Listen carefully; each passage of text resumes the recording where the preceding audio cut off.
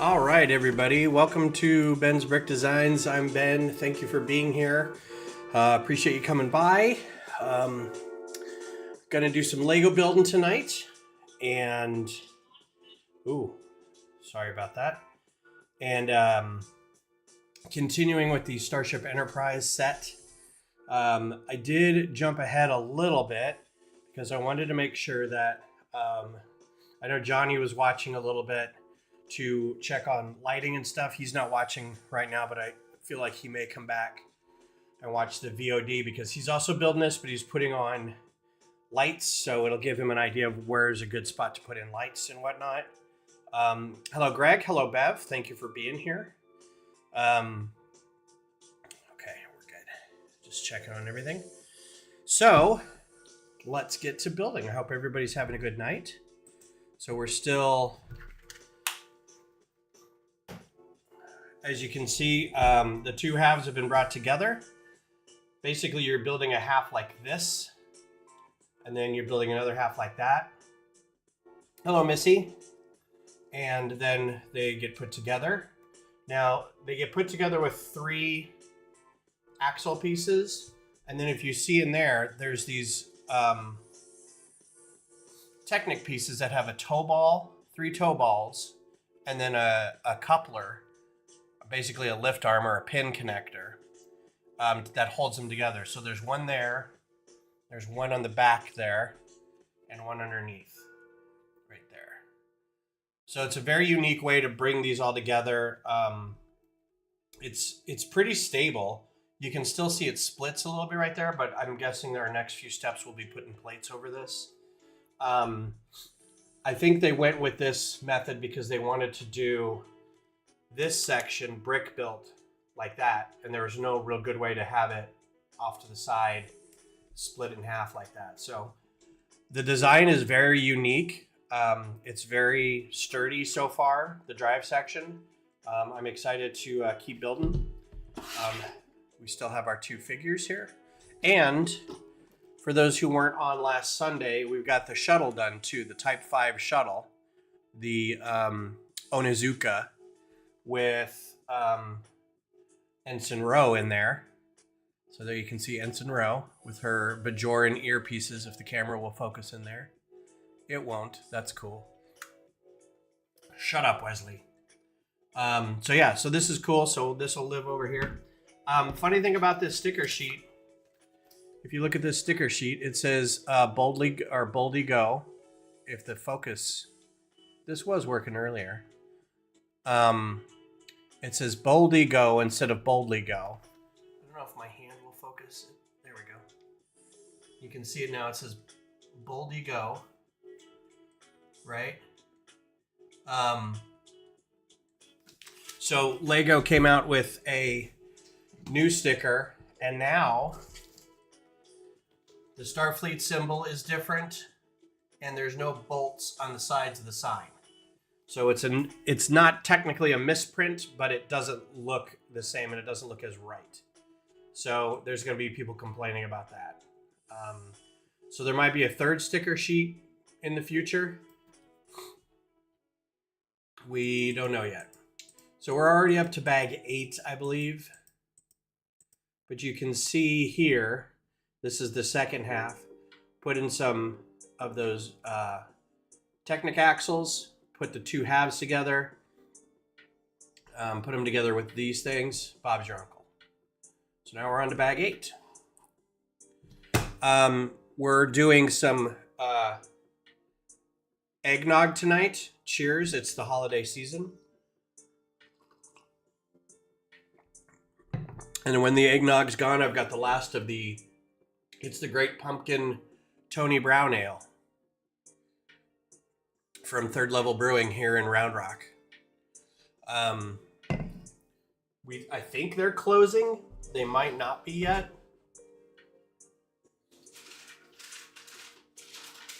Am I going to get a new sticker sheet? So I've already contacted customer service about this sticker sheet, and they're going to send a new one. My concern is that we're going to get to a point, and I don't know where that is, where I'm going to have to stop building because I have a feeling the sticker might go inside somewhere. It might go on the stand. But I don't know where the sticker goes yet, and I don't want to spoil myself by looking because I kind of want it to be oh, look where that sticker goes.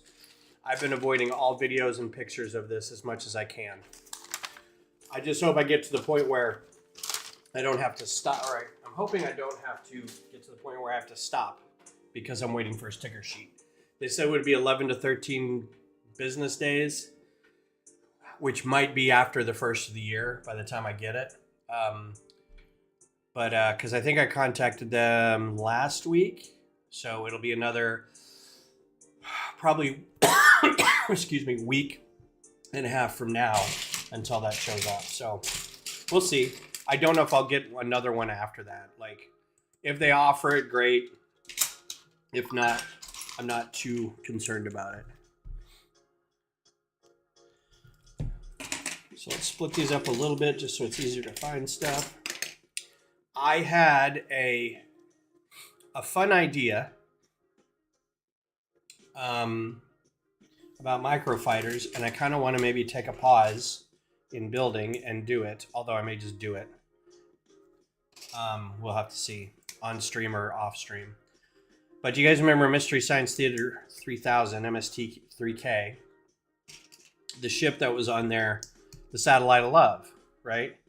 It looked like a dog bone. It looked like a dog bone toy. It was a double kind of corridor thing, and on either side it had 2 spheres, so 4 spheres total. It looked like a bone. So building that and then building a little Joel, I think would be great. And then figuring out maybe how to do small brick built Crow and Tom servos would be kind of fun, even though that's not necessarily you do a single figure for a ship, but I think it'd be fun to have Crow and Tom servo. And maybe, what was the other one? The big purple one it was Cambot. And it looked like a giant vacuum cleaner head. Can't remember her name. It was a girl robot. I can hear the theme song. I'm gonna have to look it up because it's gonna bother me. MST 3K robots.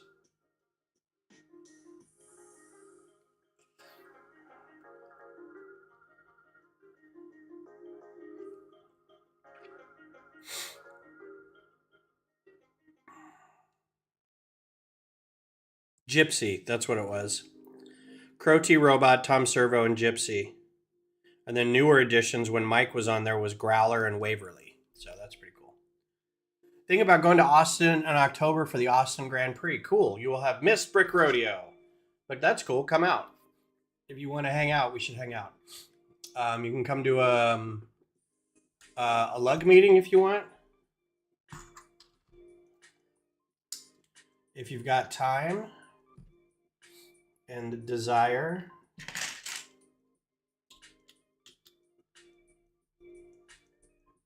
This feels like I'm building a Star Destroyer. So I hope everybody's having a good week. We're getting closer and closer to the big holiday.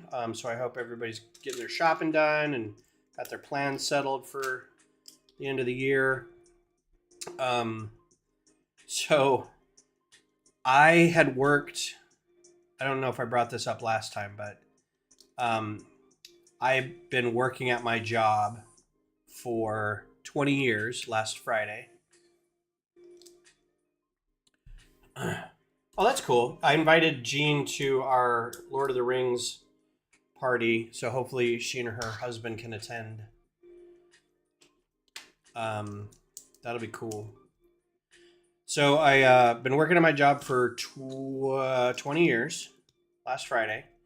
And usually I was talking to another coworker and they're like, yeah, you get a bonus with that. I'm like, cool. And he's like, they usually just kind of throw it in with your paycheck. I'm like, all right, cool. So I didn't get it with the last paycheck because I get paid um, twice a month, 14th and the 29th. And so, of course, it wasn't on the 29th from November because we got that well before Thanksgiving. But we got our last paycheck already. And I'm like, because it's coming up on the weekend and they kind of want to get it done. And it wasn't in there. And I was like, huh. So I get a call from my HR lady. And she's like, I have to apologize. You've worked here for 20 years. And I'm like, yeah. And I was waiting for and you're fired, you know. She's like, that totally slipped off my radar. We didn't have anything that came up that reminded us that was going on. I'm like, oh, that's weird. So I was like, no, it's no problem, you know. So this attaches underneath. So we're building slopey stuff to fit underneath here, which is great because Lego usually doesn't care about the undersides of ships. But I think they are learning. So we've got some underside stuff there. So yeah, she was like, I'm so sorry. We'll get you we'll get your bonus out. It'll hit Monday because I've already done pay checks for this period. I'm like, yeah, it's no problem. The funny part is that a year ago, and some of you may already know this story, I was telling all my coworkers, I've been here 20 years. I've been here 20 years. I'd already spent my bonus. I was going to get the Venator Lego set. I was going to get a tattoo. We were going to save to go to, save a little bit and go to the UK. And another coworker that I work with, like on the reg, he's like, are you sure you've been here 20 years? And I'm like, yeah. And he's like, it says you started in 2005. And I'm like, what? I was a year ahead. So I was really bummed because I'd already kind of spent my allotment, as it were. I'm going to kind of post.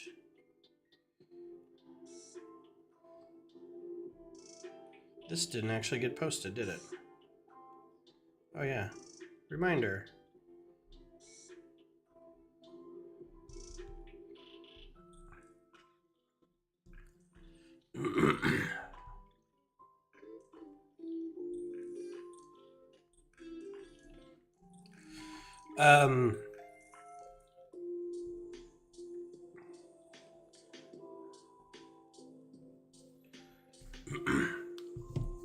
So it was kind of funny when I told HR that. I was like, oh yeah, that's fine because last year I thought I'd worked it last year. So you forgetting this year kind of makes sense. She laughed. She thought it was funny. Gonna see Avatar 3 next week. I made a joke about that. Every ad I see on TikTok, I always comment that my comment is basically, and everything changed once the Fire Nation attacked. Because it's Avatar, but it's Avatar with fire people. I think that's funny. I may wait on that one. Like, I know Avatar movies are meant to be seen in the theater. We'll see. Like, maybe. I don't think Beth has any desire to see it. I don't think she saw the second one. So it may be one of those where I go by myself, you know, in the middle of the day to go check out a matinee. I still haven't seen Predator yet. I hope that's still in theater because I wanted to do that. Maybe I'll do that next week if it's still in theaters. We still haven't seen Stranger Things yet. I think we're going to wait and watch with our friends the first chunk of it. So we'll see how that works out. 3.5 hours long. Goodness. I mean, I say that's a problem, but I'll watch Lord of the Rings extended editions. So. All right, so we got an underside finish there. We've got some slopiness. The undersides. This is getting pretty heavy. Like already we're at about 2 or 3 pounds. So. Which, you know, it doesn't sound like a lot, but it's big for a Lego ship. I don't know that we're actually going to get to the nacelles soon, but we'll see how this goes. I don't know what part of the ship we're working on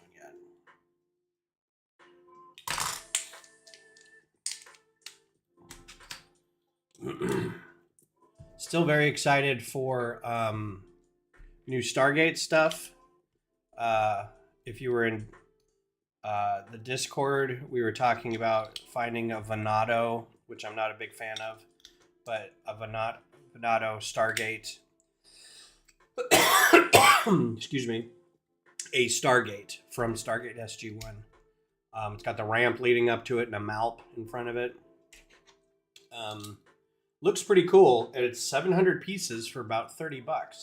So it's a pretty good deal on top of it. I was saying that it might be worth picking up just to see what the pieces are and see if you can replicate it in Lego. I'm sure somebody already has, but it looks pretty cool, so I might get it. Treat myself for Christmas, as it were.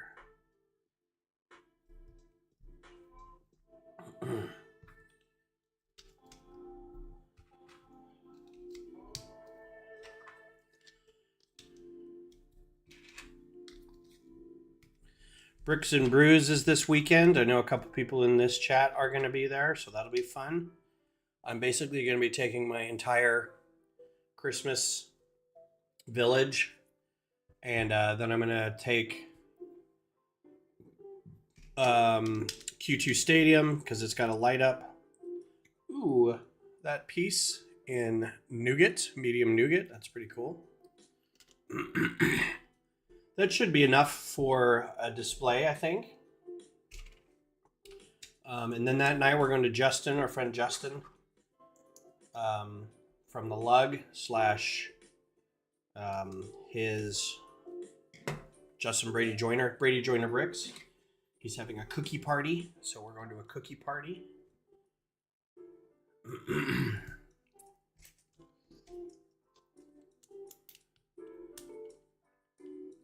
And then Sunday, I think I'm streaming, but I have to double check because I think we're also doing, it's more of this underside stuff. So I thought this would be more integral into something like something gets pinned there, but it's just there to hold that up. So this is becoming all covered up here. And it's starting to kind of hold the two halves together a little bit. I was actually hoping for more. You can kind of see it splitting a little bit down the seam here. I was kind of hoping there would be more stuff going across here to kind of hold it together and not just those pieces in there, but we'll see. There may be stuff up top here, so.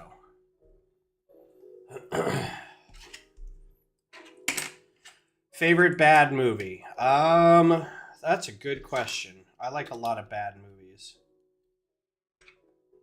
But also, the movies that I like that I think are great, other people might think are bad. So it's hard to say what is a bad movie that you like. I'm not one of these people who thinks like The Room is fun to watch. I watched it once to say that I'd watched it. And then so we could watch The Disaster Artist, which was actually a pretty good movie. But The Room is terrible. Like, it's not even fun terrible for me. We also had a friend who was doing a bad movie marathon. Hey, Beth, do you remember when Joel was doing the bad movies? Do you remember what any of them were called? Was it like Bikini something or other? All right. No, that's okay. Thank you. Our friend was doing these. He loved them. They were terrible movies. And it was all made by the same studio. And it was always the same sort of thing where it was like, it was all people that were supposed to be like good looking, but they were maybe good looking if you lived in a nudist colony in the 80s kind of thing. Like, they were very oiled up. And it was always like kind of a thriller. Like, people were trying to kill each other, and there was always like machine guns and bazookas, but there was like kind of sex scenes. You know, it was just really weird and very bad. But it was like a whole cult of these, and there was 5 or 6 of these movies. I need to look it up because they were absolutely terrible. So we would have these parties where everyone would show up and bring different kinds of cocktails or something, and we all have fun and watch these terrible movies and kind of lambast the movies while we watched them. And I'm kind of the whole time I'm thinking, could we just like get together and maybe hang out? Do we have to watch these terrible movies on top of it? But it was a good time. Yeah, if I could remember what those were called, I would say that not my favorite bad movie, but they were definitely fun to be around the people that was watching it, that were watching it.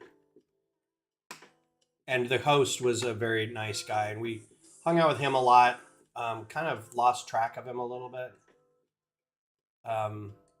So it'd be nice to hang out with him again, but I don't know if he's even still in the state. He may have moved back to hometown or something.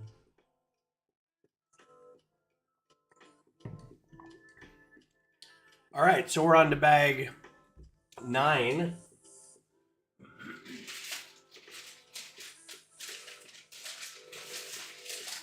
I will say I think one of my lesser popular favorite movies is Buckaroo Banzai. I don't think a lot of people have seen that. It's a very weird movie. But it's also not a bad movie. It's just a weird movie.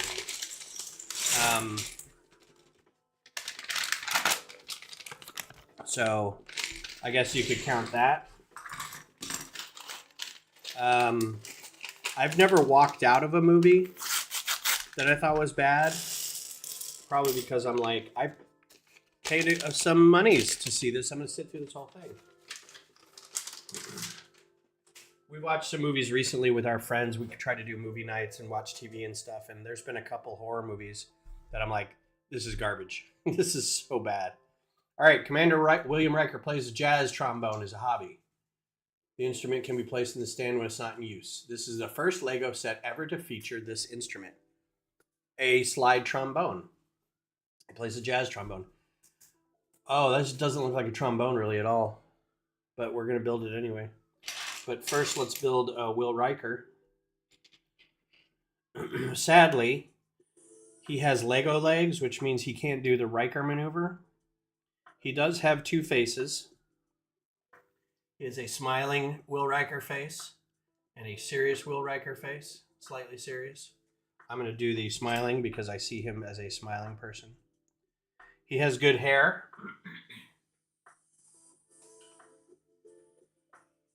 This is a good hairpiece. It's not quite the same as the hairpiece I had for my sig fig, but it's close. It's that windswept hair. This one has a little curl on it. The other one doesn't. This one seems to be a little sharper in the molding.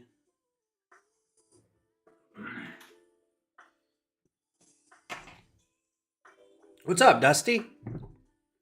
How's it going? Hey, man, we're not punching a clock. You are here when you're here. That's all that's important. How are you? I can already feel my voice giving out. We're only 20 minutes in. Went to the allergist the other day because I had run out of my medicines and I needed to do a follow-up in order to get the medicines back. And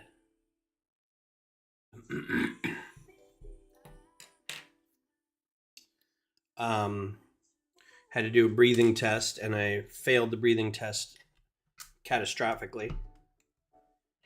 And they're like, has the medicine been good? I'm like, yeah.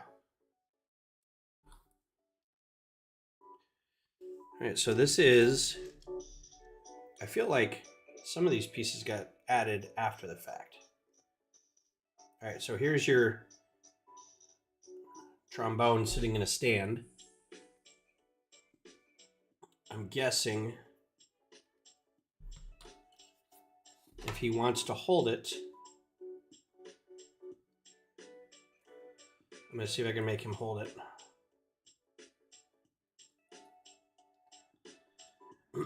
I don't know where the mouthpiece would go on this, but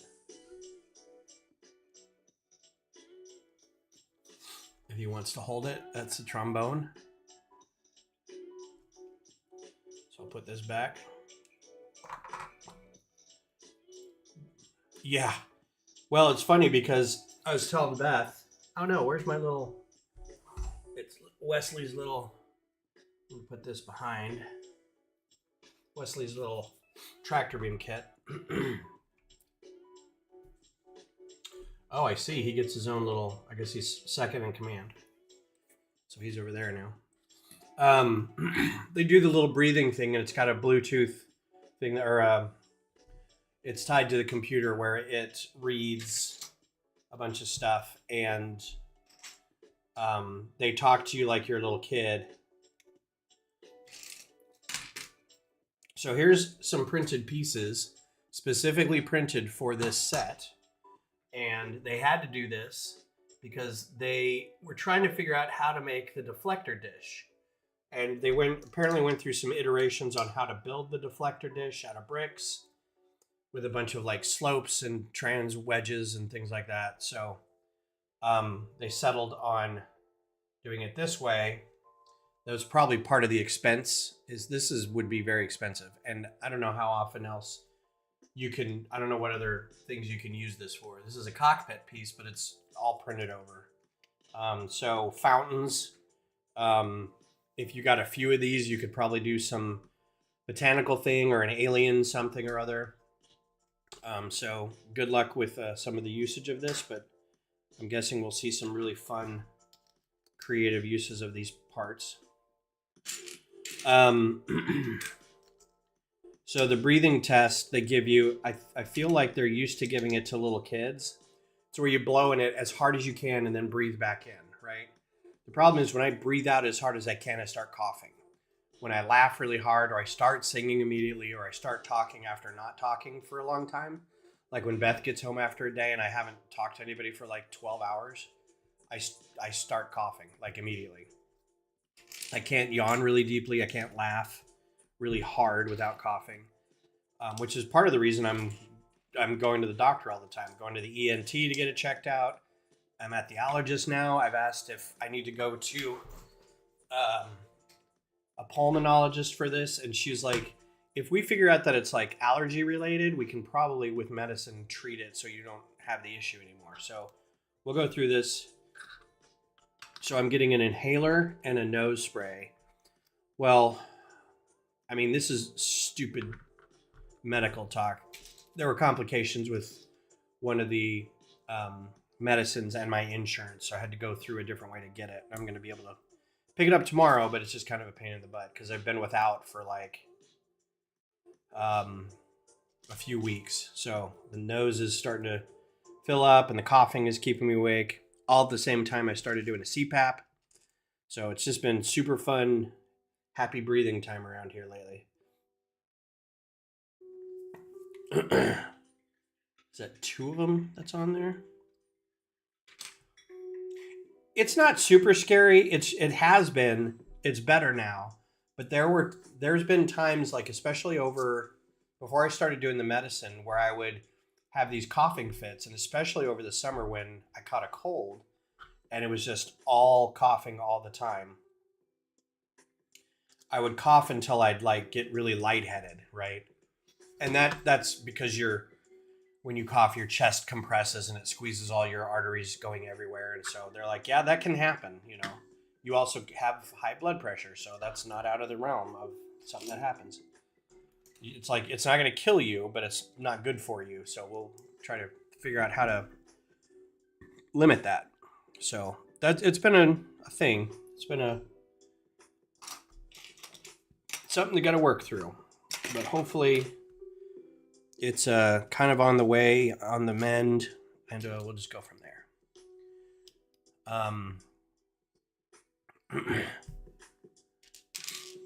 I know from growing up in Colorado, I didn't have any allergies until I moved here.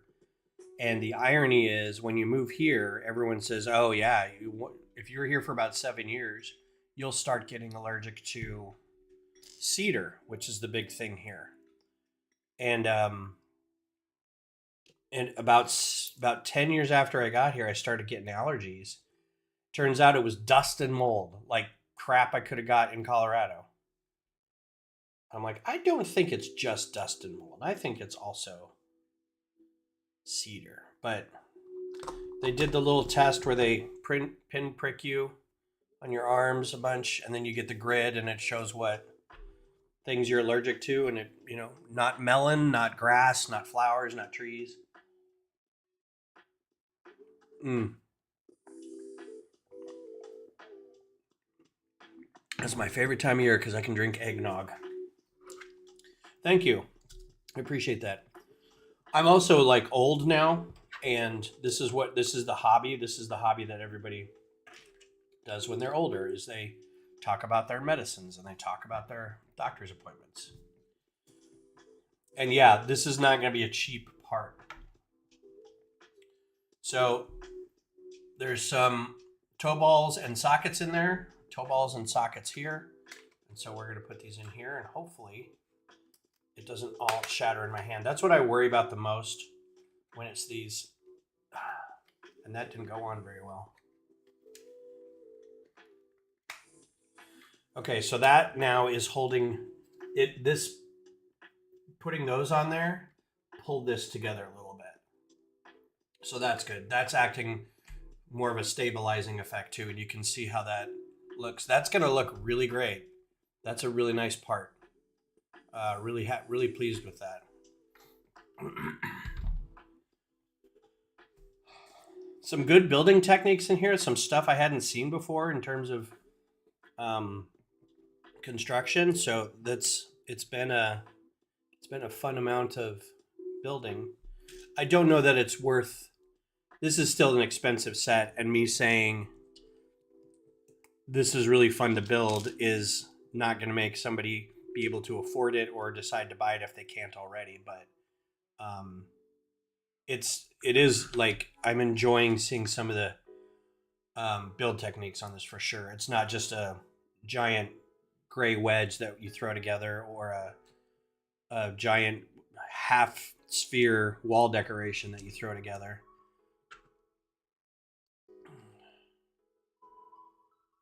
So it is fun so far. I'll turn it sideways, and then that.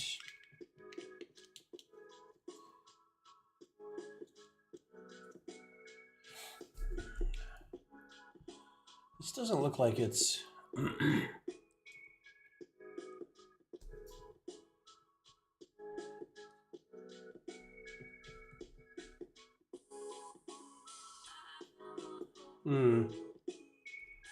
I mean, this looks right, but it seems like there's too big of a gap here or something. It doesn't look quite right. Let me see how it looks when I put it on here. Yeah, it's a little, I'm not a big fan of that. There's a big gap right there, and it looks kind of awkward right here. But in terms of having it fit that corner, that's a pretty good shape. Because you can tell these little triangle tiles. This front is in front of that wedge. I can't get any closer because I'm buttoned up against the monitor. So that's just a nice look there. They're doing really well with that.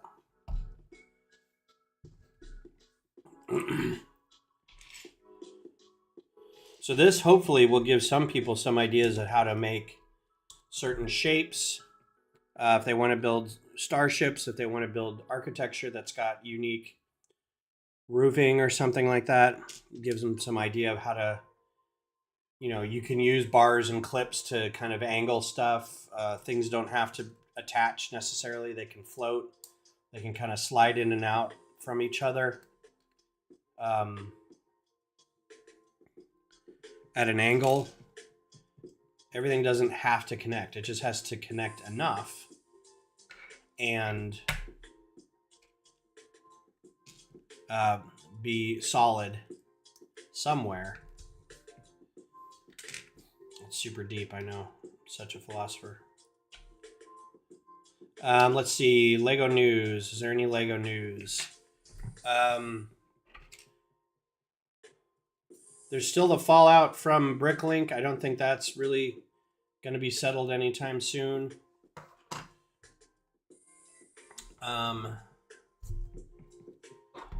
They've started showing off some of the January 1st sets.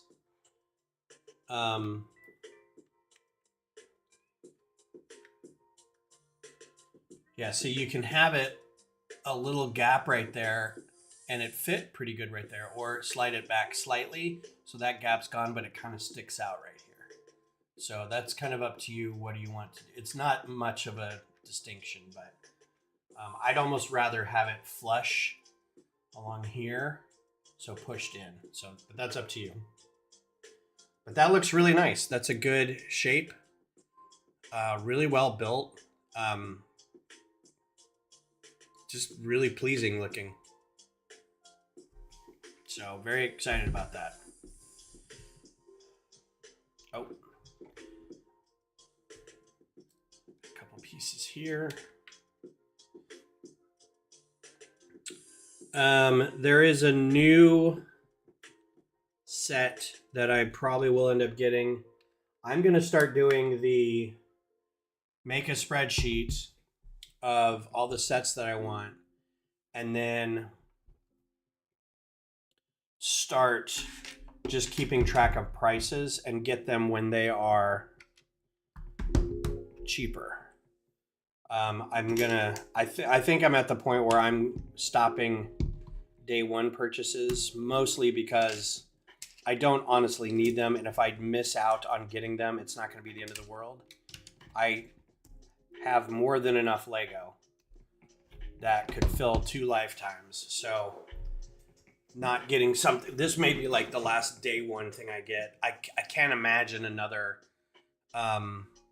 they've burned me out on Star Wars. Like, I don't almost need any more Star Wars stuff.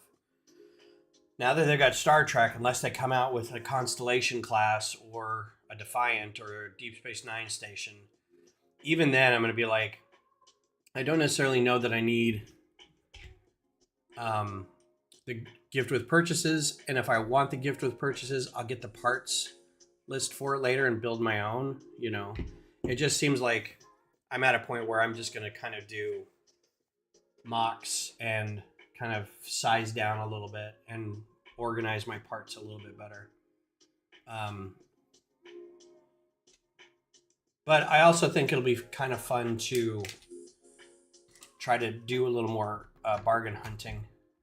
See if I can find stuff for a little cheaper rather than pay the immediate retail price.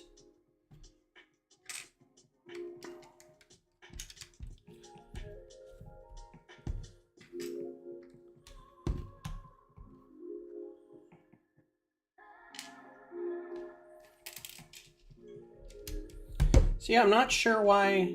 Oh, they're doing it with a couple of those. There must be some tolerance in these tiles and these jumpers, because they're having you put these tiles on those pins on these jumpers. So they must be using those somehow to pull these sections together, and it works better than just putting plates on there. I don't understand why. That's a design thing. I'd love to be able to pick somebody's brain about, is that a tolerance thing? Did you try it without the other, with like just plates and like a single tile here? Like, what was the decision between that? I found 9 unopened Christmas sets. It's a sign I need to make better retail decisions. I fully agree with you. We had our Christmas party, and part of our Christmas party is we do something called Dirty Brickster, which is basically a white elephant gift exchange. And the idea is you want to give somebody something you would like to get, right? So if you just go to the store and pick up a $25 set, and the idea is to keep it around $25, people broke that rule for real. Like, there was some stuff in there that had to have been $50, $60. And we're all kind of looking at each other going, that's not $25, you know. At the same time, you could tell who the dad of the group who brought all his kids, who had to go buy a bunch of Speed Champion sets, which is what I ended up with. I don't like Speed Champions. I don't collect Speed Champions, but this is what I ended up with. I actually got a Dalmatian, the 2 Dalmatian set, because I stole it from somebody else. And then afterwards, this kid came up, the kid I stole it from, or he stole it from me. And then I went and got another set, and it was this. And then afterwards, he comes up and he's like, "Can we switch?" And I'm like, "You stole the dogs from me." Turns out he took the dogs, gave it to somebody else because somebody else had a set that he wanted, and they were able to trade that. So it was kind of like the Star Trek thing where they had the self-stealing stem bolts, and they were like playing. There's a structure of that story where you want a thing, but somebody says, "I'll give it to you if I can have this." And you're like, "Well, I don't have that. Let me go get that." And the other person says, "I give you that if I can have this." "Well, I can go get you that." And it's like you have to playing Peter against Paul or something like that. Anyway, now I have a set that I don't want. But I traded, I think it was a gift with purchase, Forest Lookout or something. It was a castle-like set. And I don't do castle sets, right? For whatever reason, I got it. It was either a gift with purchase or a points thing. And I don't think it was a points thing because there's no way I would have spent points on that. But anyway, I got one. And I'm going through my stack of like, I got this for free. This was an extra set. This is a GWP. I haven't built it, but I might want to someday. And I haven't decided what to do to get rid of it. And I came across that and I'm like, why do I have a castle set? Like, why do I have a Forest Lookout something or other? And I'm like, oh, well, I'm getting rid of this. And I looked it up on Bricklink, and it was like a $45. It was like $45 on Bricklink. I'm like, oh, well, maybe I could just. I was like, nah, somebody will really appreciate it, and they did. They opened it up, and they're like, eh, cool, look at that. Yeah, the minifigure somebody got. I've always been a believer that it is the retail price of the object, not how much it's worth. So somebody brought a minifigure that was a Beastmaster minifigure. Like I'm not a minifigure person, so I don't know. I think it was off one of the CMF. I feel like I go through these songs really quick, and there's more than enough songs in here. But a minifigure is like $5. Whether it's worth something else on Bricklink or not is beside the point. You brought in a $5 thing. Nobody's gonna really take, hey, thanks for the white elephant gift. I'm gonna go sell it. It's like, really? That's not good. All right, so this is slightly offset, and I don't know why this is colored like this. Maybe just because reasons, but it's got an octane color scheme to it, right? Isn't that Octane? The in-universe Lego gas company or whatever? That's just kind of sitting in here. I don't know why it's those colors. We've had plenty of other tan circles in here. They could have just used tan, but they specifically chose that. Almost like it's supposed to be something either in the Enterprise, and I don't remember what, or it's a nod to something else. So if anybody knows why this is colored like that, let me know.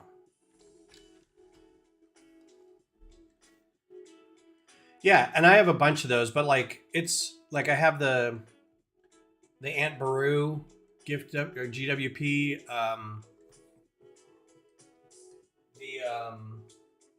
Jane Goodall one. I didn't want to get rid of that one. Some other ones that I didn't want to get rid of. And then honestly, everything else was either all right, like retail $30-40 or retail like 10, and I'm like, I didn't want to jinx anybody, screw anybody over with that.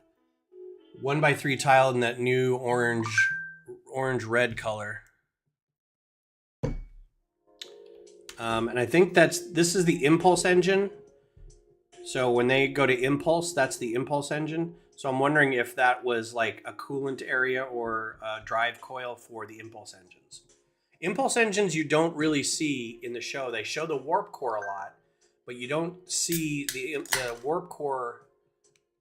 I don't think functions to drive the impulse engines. I think that's a different bit of technology for the Enterprise, but I don't know. Hang on real quick. I am getting lots of text.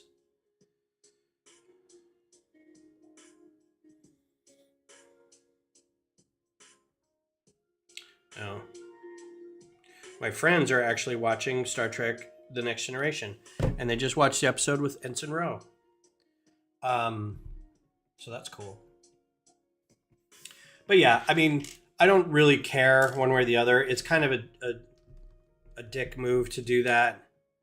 You know, thinking, well, this is actually worth something. It's like, it's only really worth something if somebody's willing to pay that. If you're just giving somebody a gift of Lego and it's not something they can build, it's just a thing, at least make that thing useful, like a bit of gear, like the Spaceman backpack or something, and not just a minifigure. It's like, that doesn't do anybody any good. That's kind of... Anyway. I agree, it wasn't the greatest, but I think we still had fun. All right, take care, Dusty. Thanks for stopping by. Appreciate it. See you next time. I should be on a few more times before the holidays, so hope to see you again. All right, so we've got this that lines up here. That's pretty slick. This is another build technique. See those rounded plates in there? They all have holes in them that you can use those two bars on other rounded plates to kind of reverse the stud direction. All these studs are going this way, and you can have a handful of them going that way. It's a little weird seeing the rounded plates right there, but it affords you the ability to switch direction and make some nice, until they come out with the inverted versions of those slopes. Yeah, I had a good time. I think it was nice to get, oh no, I'm missing...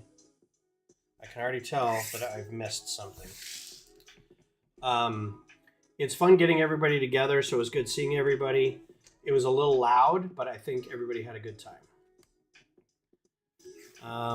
Up top here. Okay, cool. All right. Drive section's almost done. We just need to do some nacelles. Got a lot of extra of these gold parts from the trombone, which I have a ton of these already because of the Mars base. I ordered a bunch of gold greeblings. Oh man. So I think everybody who's in here now is in the lug, so I probably don't need to talk about the idea that I had to do project support with the Borg cube and how that went absolutely nowhere because we can't do licensed IPs. I was so mad at that. Oh, we're making a stand. Okay. At this point, they are thinking it's getting too hard to hold this. We're going to give them a stand to build. It was a good party overall, I thought. I think everybody who was there was able to get a piece of loot. I still have a lot left over to give away at events, so that's very cool. I think the toy drive brought in a lot of good stuff for the hospital. I think there was plenty of food for everybody. I'm glad everyone was able to hang out a little bit and help clean up, because I know it's a place of work, place of business. So we want to make sure not to take advantage of that. So I'm really glad that everybody stayed around to do that.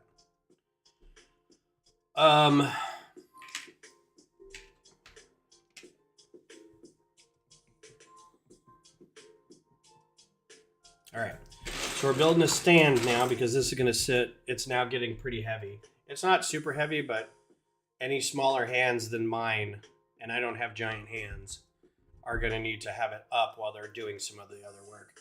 But you need to finish the bottom of it first. So I'm guessing the stand will go in those slots. But again, this is a great shape for the fuselage. It's very rounded. It's got nice scalloping back here for where, this is a really good shape. It does have a bit of a gap up here, and I don't know if that's just because this will separate a little bit by the looks of it if you're holding it wrong. So keep an eye on that. It doesn't really want to stay together all that great. Once it's on a stand, it won't matter. All right.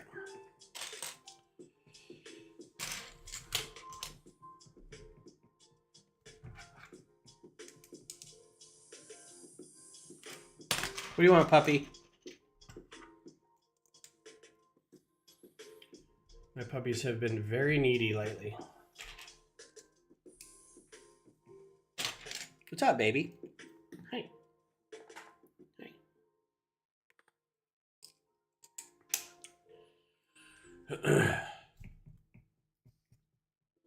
So looking forward to, in the following year, in the next year, I was just able to get to talk to some people at South by Southwest, and we will be displaying, our Lego group will be displaying at South by Southwest. Very excited about that. That's a huge get for us if we can keep that every year. If we can tailor it to be a bigger event for us, and maybe I'm going to let our LAN folks know that we're doing it and see if there is anything that they would want to include while we're there, if they feel like emerging technologies is something they want to be a part of. I feel like this would be a perfect opportunity for some robotics, something newish from Lego. Not necessarily, we're all going to show up with our steampunk cities, which will be fun for people. And the lady I was talking to was like, this is usually a very serious endeavor. A lot of people will kind of treat it as a business thing. And so to have something there that's a little more lighthearted is a good break for people. So it's very cool. I'm like, all right. So I was kind of excited about that. But if Lego wanted to say, hey, you know what? While you're out there, we've got these things. We can send you to be part of that. We can send a person out there as well to be like representative of Lego. We can send you parts or sets or something that will help you with this process or whatever. So I'm going to email them. I've already messaged our liaison, our AFOL person, and there's another bag of parts that I need to have. This is the lone plastic bag that we get usually of larger parts that don't fit in with the other parts. But it's exciting. I want to be able to hopefully work this relationship a bit so we can do this year in and year out. It was a big thing for us to go to a thing they had a few years ago called Create, which was more like a maker fair type place. People would go and share input and advice and their creations about like hacking and building and picking locks and forging and just all manner of stuff, leather working, some robotics, so it was I think it was a good fit for us at the time because we were able to bring in a lot of great ball contraptions and a lot of movement and stuff. So hopefully following years we can curtail that to meet a little more of their expectations of what would be an emerging losing my voice, emerging technology. But I also want to make it so it is, I hate to be like in line with our groups. Um, Anytime I use the word in line with something, I feel a little dirty. Um, the corporate speak part is just kind of blah. But it doesn't change the fact that if we do something that Lego can uh, support us, that'd be great. But again, I also want to make it so it fits with what our group may already be doing. Like, I don't want us to go, okay, we need to start building more Technic and robotics now. And everyone's like, we don't want to build Technic and robotics. But I mean, if it gets us extra brick, I don't know. Do we? So we'll see.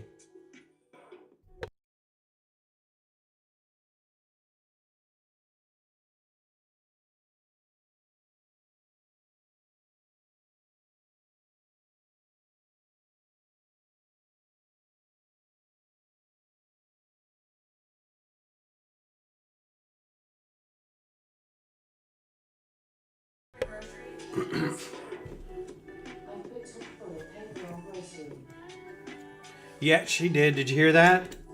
She gave you sass about it too.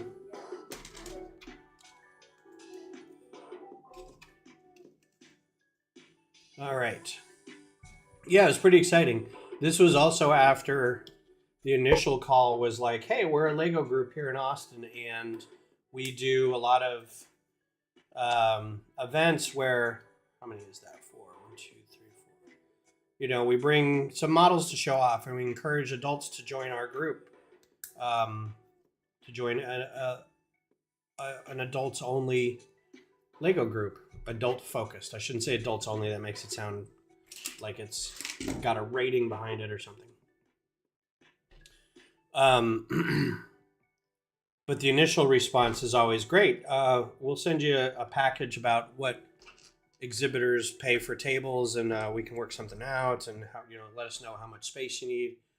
And then I have to come back and say, okay, that's okay, thank you. We're a non-dues collecting hobbyist group. We don't really have a budget or anything, but just if you guys wanted some Lego at your show, that I was just seeing if that's something you'd like. But thanks anyway, And then they'll come back and say, you know what? We think we can get you guys in. So that's what happened. And again, if we make a good show and we're nice tenants, hopefully they'll invite us back. I do need to reach out to the Greater Austin Comic Con guy again and be like, hey, was our presence there worth coming back? Would we be invited back to that? Because I think we all had a really good time.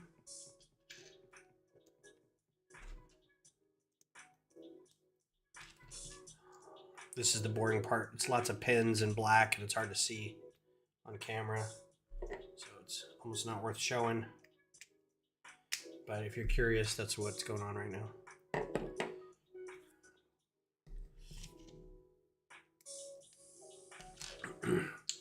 There's also now that time of year when people are going to school for their finals, finishing up their semesters. I think one of my kids had their finals recently. They were like, I need to take my final and get a 40 on it to get a B in the class, or to pass the class, to get an A in the class.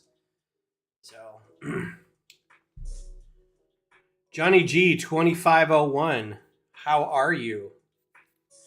Is this Johnny or different Johnny?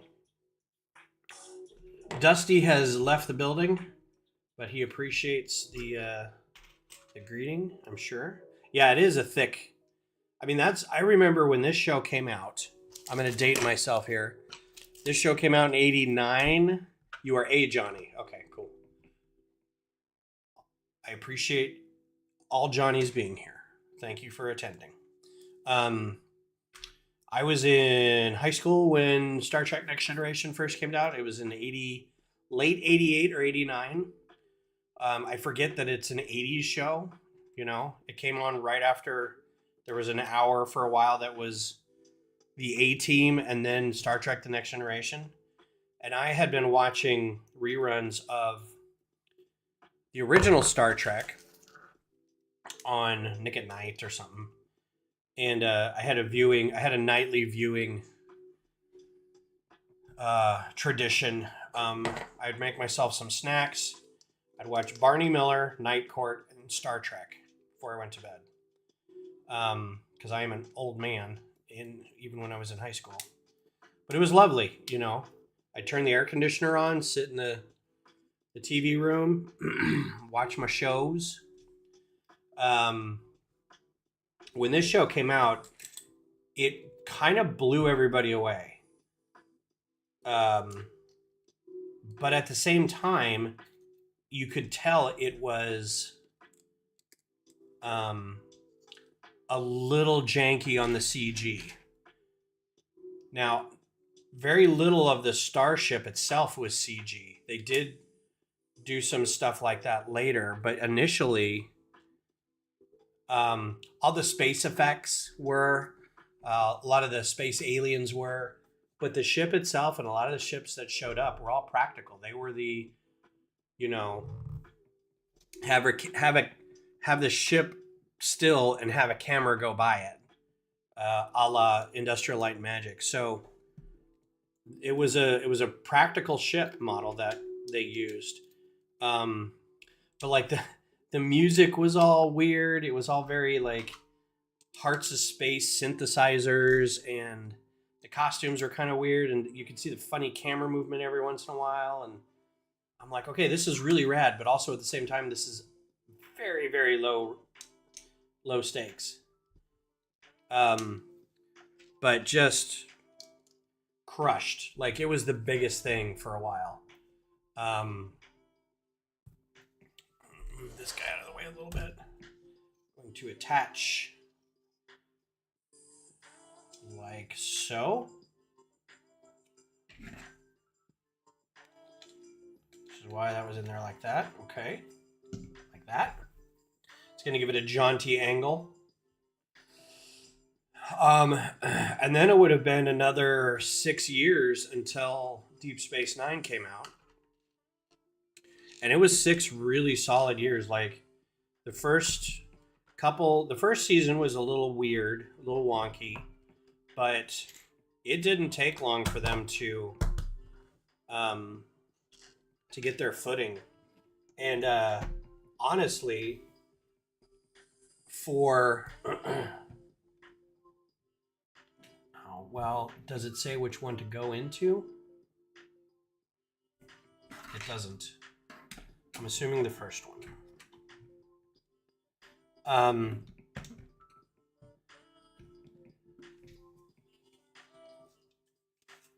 on real quick. I gotta line this up.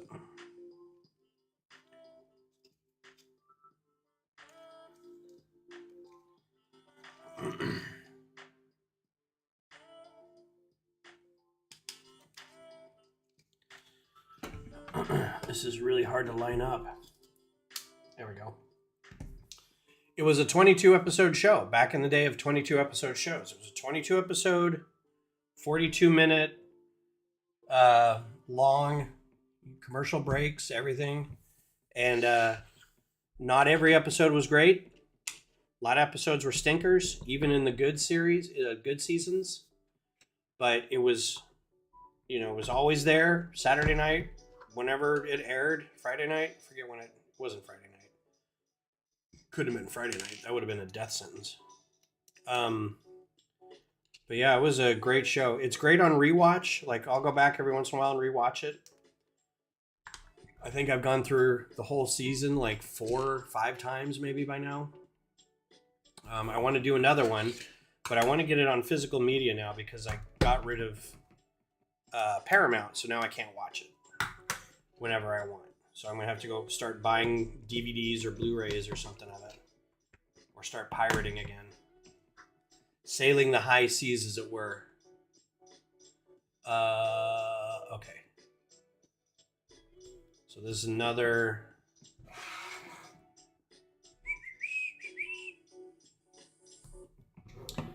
So, out of all the Star Treks, do you all have a favorite Star Trek? Do you have a favorite captain? Do you have a favorite ship? Do you have a favorite alien? Anything like that?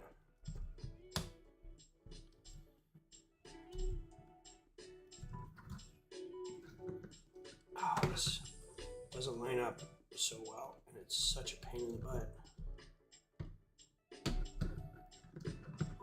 Okay. That seems okay. I think there's going to be another bag where I build the other half of this. So that's a good waste of a half hour. I should have built a stand off camera so everybody doesn't have to sit there and watch the stand being built.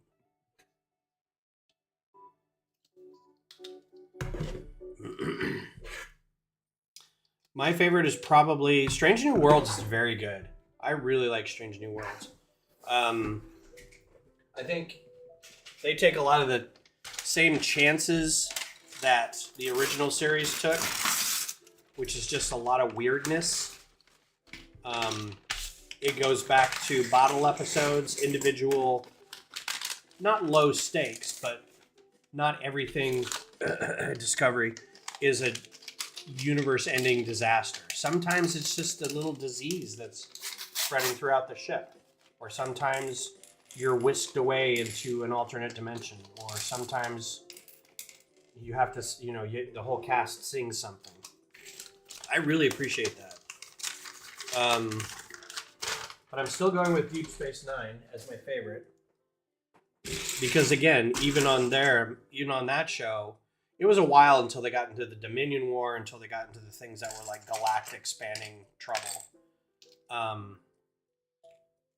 And so I appreciated the lower stakes stuff a lot. I always make the joke that Lower Decks, the Orville, and Galaxy Quest are the best Star Treks. Lower Decks just nailed it. They know exactly what they were doing. It was such a love letter. And so is the Orville. Like, watching the Orville was like watching the second or third season of Next Generation. It just, the lighting, the music cues, the way the camera moved, it was like watching TNG all over again. It was brilliant. You can really tell that there was a bunch of people who really liked Star Trek.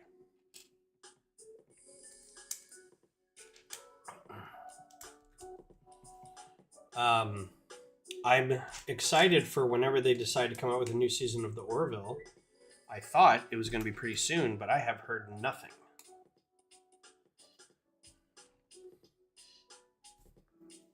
I thought there was going to be another season. Is there not? Like, I keep hearing about it, but I never see anything.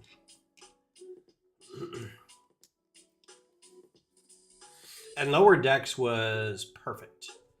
It told a bunch of stories it needed to. It didn't linger really long, and then it got the heck out. And I know people would have wanted it to last longer because you always want the thing that you really like to last as long as possible. I completely appreciate that. But I feel like they went out on kind of a high note. They didn't linger too long. Nothing got real bloated. And everything got wrapped up. Like, they didn't leave anything on the table, really.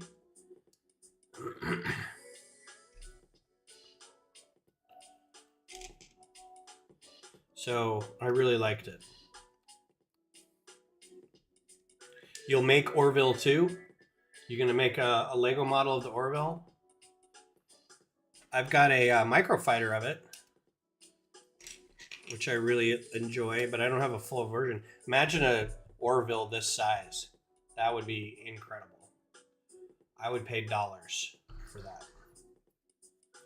Hard-earned American dollars. Heck, I'd even pay hard-earned Canadian dollars for an Orville Lego set. I'm sure somebody's done one on Rebrickable, or there's a knockoff version somewhere.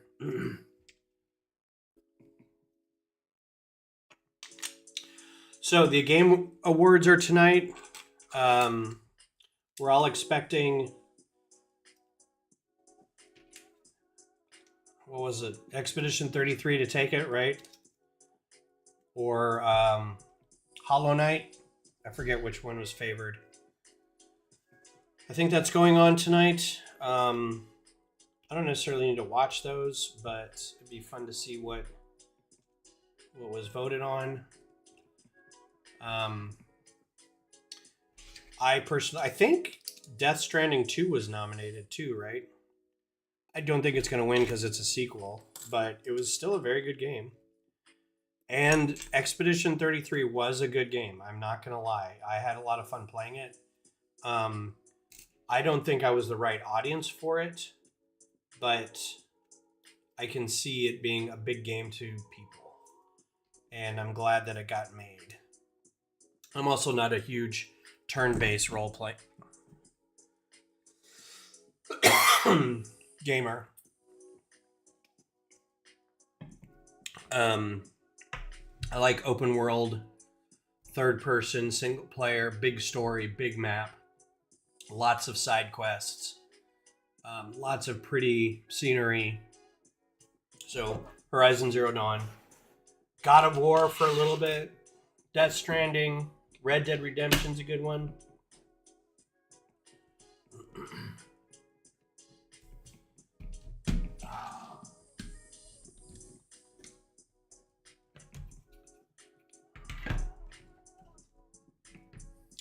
Red Dead was really good. What is going on with Red Dead and Netflix? Can you play Red Dead Redemption, Red Dead 2, RDR 2 on Netflix?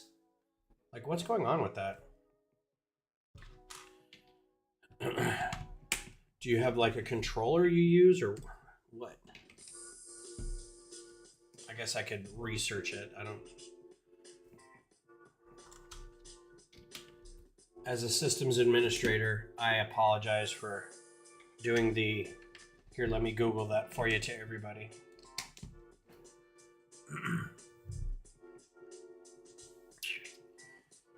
All right, almost done with the stand, then we can get back to doing some actual shipbuilding.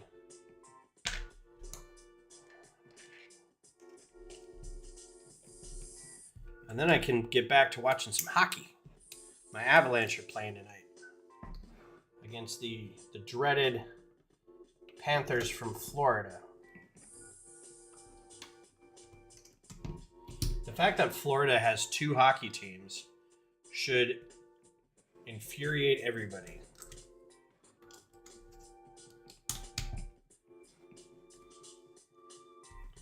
Florida, notorious for their cold weather. California, notorious for their cold weather. Although they have some cold weather in Northern California. I'm not going to begrudge them that.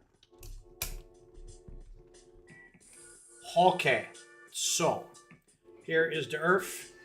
So here's the stand. It's a 2-prong stand. You can see those 2 prongs. It will go on the underside here, and these 2 prongs. Like so. And it just sits in there. It's not going to have a pin like on either side like they've done before to hold it. And right now it's a little back heavy because the dish, let me move all these characters out of the way real quick. The dish is going to weigh this down a lot. Like it's going to be to the point where I may need to raise the camera up because this thing's going to get just too big to fit on the screen. So, but it is going to move over here for the time being. Put it right there. We'll put the characters back up here. And we'll keep building. What are we on now? We're on number 12. And we're going to do Geordi. Once Geordi LaForge became the Enterprise's chief engineer, he always kept his Starfleet engineering case handy. Did he?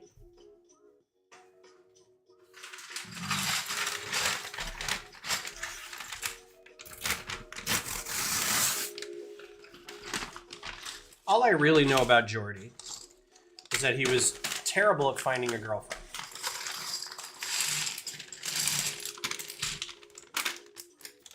Everybody seemed to have had the luck with women, or men, or aliens, or ghosts, as some of the cast did.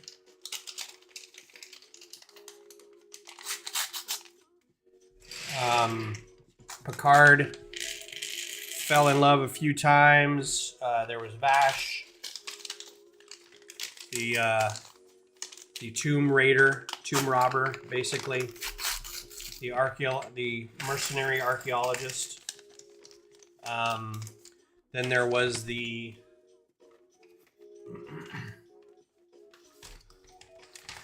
science officer who showed up out of kind of nowhere, but who's been on the ship forever, apparently.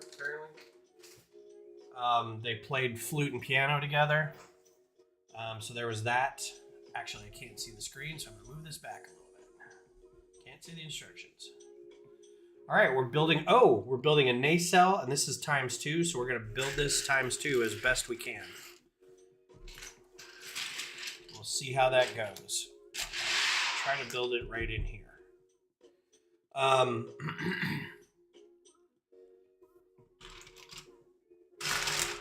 First, we're going to build Geordi, because we're going to build Geordi. Geordi has two faces as well. He's got a serious face and a smiling face, and I'll show you those. Worf had his ex-wife, who gave him a son, gave him Alexander, played by, what's her name? Absolutely the most sexy, gorgeous actress ever to play anything on Star Trek. I had such a crush on that lady. She played, she also played a Vulcan medical officer.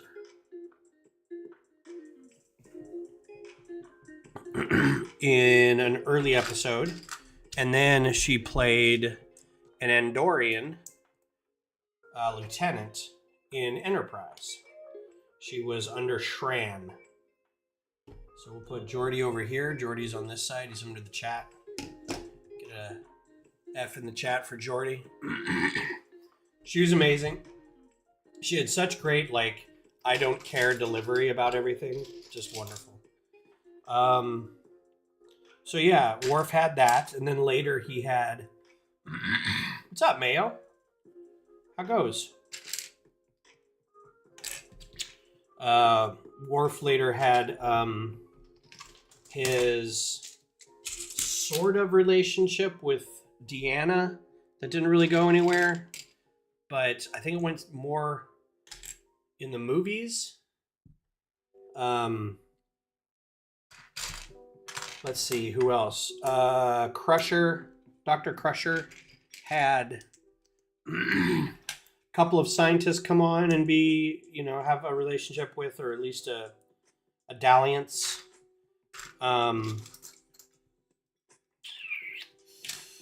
Even Tasha got with Data and got with the old Enterprise C guy, and 7 of 9 entered the chat. Trying to think of the other castmates.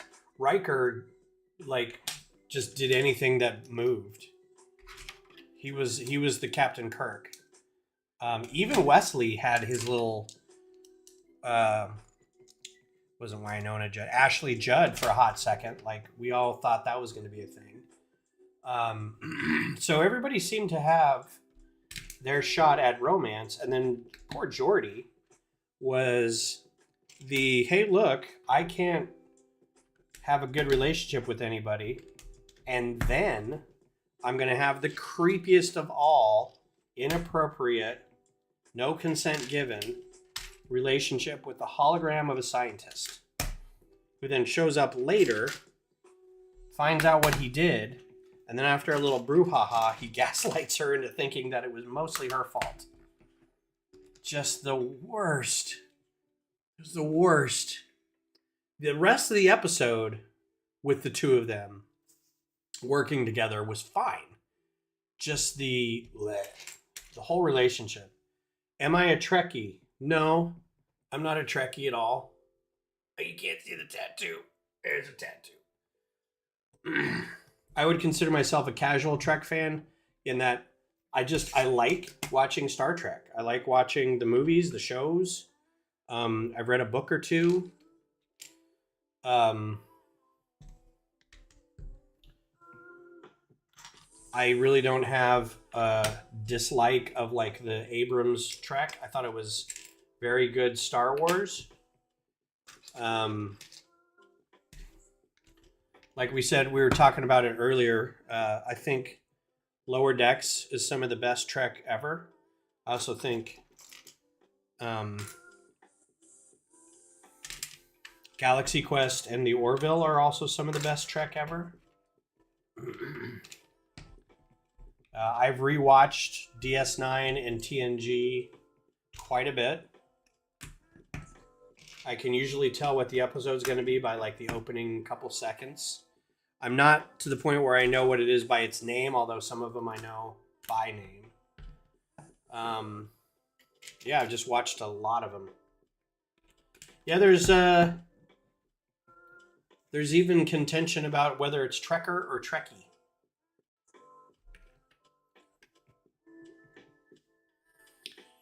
I don't really have a care about it either way, but I think Trekker is what people prefer, but Trekkie is what they're called. Because I think Trekkie, they feel sounds diminutive. Like, oh, a little Trekkie. I don't really care. I think Trekkie is fine. I think that's zeitgeist right now. You're on summer vacation, so I'm consolidating and reorganizing my collection. Too much dead air in my boxes. Do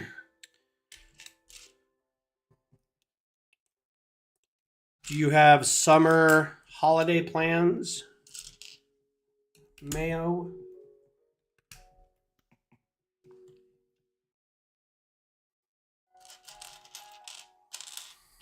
You finished up your studies for the year? Oh, we got some stickers coming in. And here's the type of stickers that I hate. These are stickers that absolutely don't need to be stickers. Because all they're doing, they're not changing the color of the piece. They're not adding function. They're not adding a sign. They're not adding greebling. They're not adding texture. It's these little slivers of gray. Just don't do that. Just make these like 2x2. It's super easy. You're gonna cover the rest of this in slopes anyway. These are the nacelles, right? You see later on, you're just gonna cover the rest of them, right? Oh, let's see if I can get my mouse to show up over here. Can't. You can't see my mouse on here. Okay, that sucks. I'm highlighting these slopes on this page. You can 100% make this a 2x2 curved slope and then put an ingot up top here. This is not a structural bearing slope.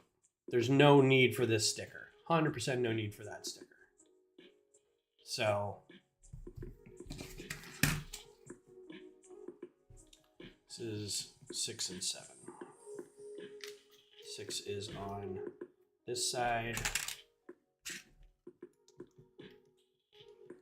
Those are my plans. You're on summer vacation. Those are my plans until grad school is back in March. Gotcha.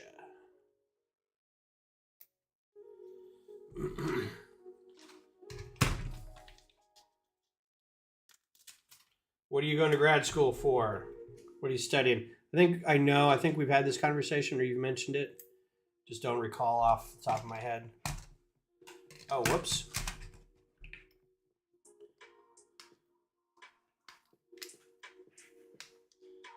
See how unimportant those are? I can just take them off. They're not important at all. In fact, if I were keeping notes and I'd go back to Lego and say, this is just bad design. Why did you allow this to happen? You could have cut off 4 stickers from that.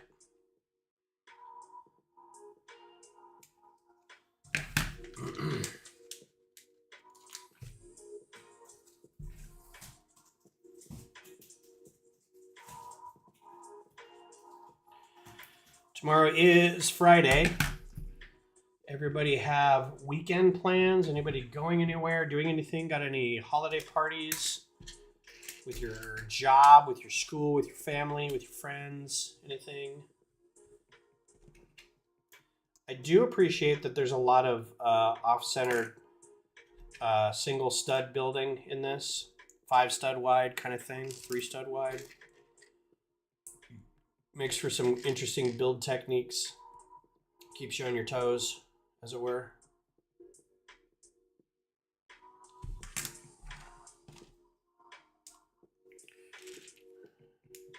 What time is it? Okay. This will probably be the last bag. Really depends. But we did get through 12 bags, or 4 bags. So we're on 12 now. I should have really come in here and preemptively built this stand, because I don't like it when stands are dumb. I mean, they're useful, but it's like, that's not interesting to anybody. We have to have stands. Just bricks and brews and brick rodeo sorting for this weekend. I'm not sure I'm going to do brick rodeo sorting on Sunday because I feel like I need a day off after that. We've got some plans Saturday night as well. And I think Sunday is something else as well. Oh, that's right. We're doing Hanukkah on Sunday.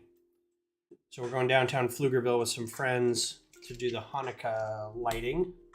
And then we're going to go next door to Prost and get a beverage after that, which I've been looking forward to for a while.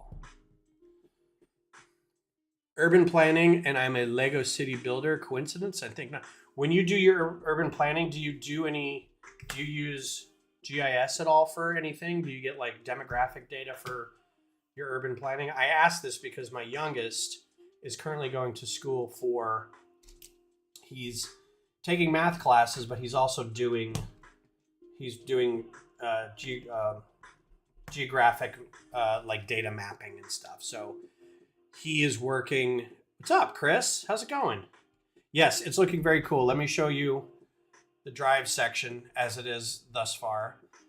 We did the deflector dish, which has got some great curves on it, great build techniques. The underside is fully realized. It looks really, really good. Like, got some of the impulse drive section in the back there done.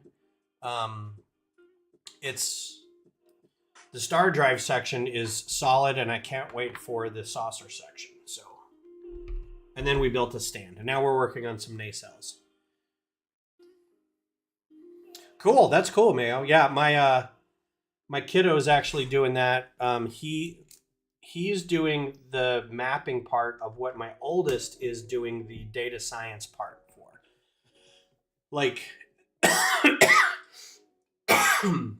so it's weird because it's like a family, it's like a family business because their mom went to school for basically some data science stuff, but she was doing like social demography, same-sex marriage, health-related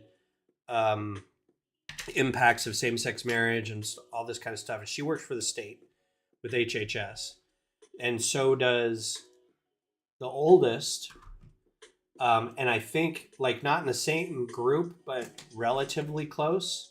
So it's like one person could be running the research for it and collecting information and figuring out how to do census information and surveys and creating stuff. And then that information gets passed along to the oldest, who is then massaging the data and turning it into useful pieces of information, which can then be sent to the youngest, who turns it into some informational graphics and maps for people to use for news outlets and publications and things like that. So it's almost like this little family pipeline. I'm pretty sure I've got all that wrong. Like, I'm kind of making some assumptions about what they do, but I feel like I'm pretty close. Yes, I got the free shuttle. So here's the Type 5 shuttle, the Onizuka with Rolaren as the figure, which the only reason I got it was so I could get Rolaren. I don't really care for the shuttle. It's a fine build. It looks like a Class 5 shuttle. It looks like a box with nacelles. So, yeah.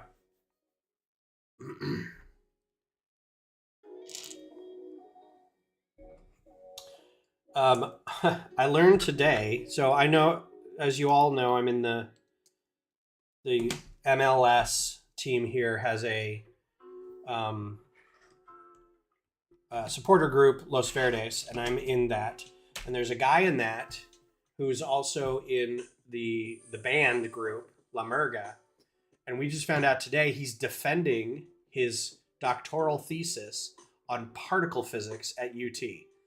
It's one of those things where you see them in the stands and they're, you know, everybody's drunk and shouting and being a soccer hooligan kind of thing. And then you see him in a suit, a picture of him in a suit doing dissertations on particle physics. It's like the concept was like finding the next boson or something. And I'm like, are you kidding me? I would have loved to have been a physicist if my brain handled math better.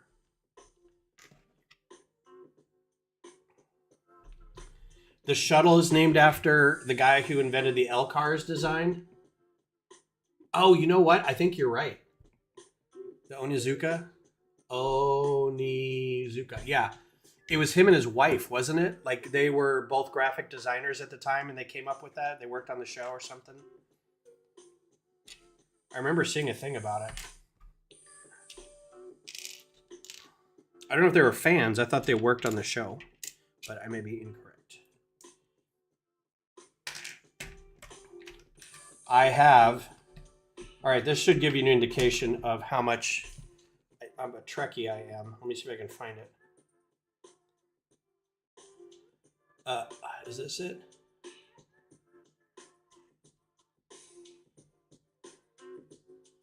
I can turn my phone. It reflects a little bit, but that's my phone right now. It says how many messages I've got, all this kind of stuff. Like, and all those buttons work. They all do stuff. They turn on your flashlight, check your calendar, take pictures, open up your files, send text messages. That's a thing you can do on your phone. So, question asked and answered. Yeah. Taki Busmang. So what have you been up to, Chris? How's comics? The latest video had about the Phantom of the Fair was a riot. I love that. He was very much just kind of took care of this one little area, this amusement park. That's all he did. It's so great. I feel like that was probably invented by the people who ran the fair. And we're like, you know what? We should have a comic book after our fair. Oh, another sticker coming in.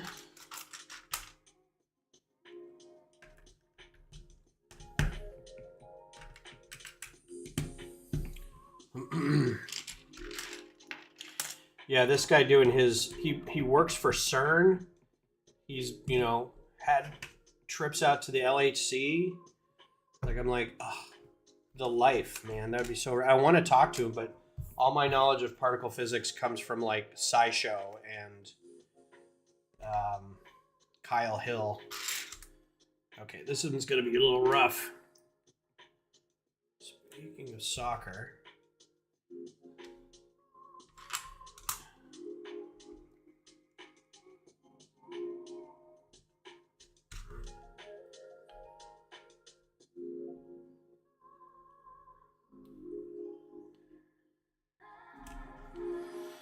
That's not too bad. What the what? It's floating above that. Okay. And then that goes there.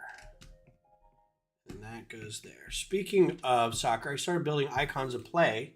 Oh. Neat. I just had... Oh, it's missing. I didn't do that. Cool. I'm guessing this is the plasma. I'm going to be a nerd about this. Those are the plasma inducers. All right, so now we do this one again. Yeah, that's actually, I mean, the set itself wasn't great. I did like the simple machine mechanics of making the crowd go up and down. That was kind of fun.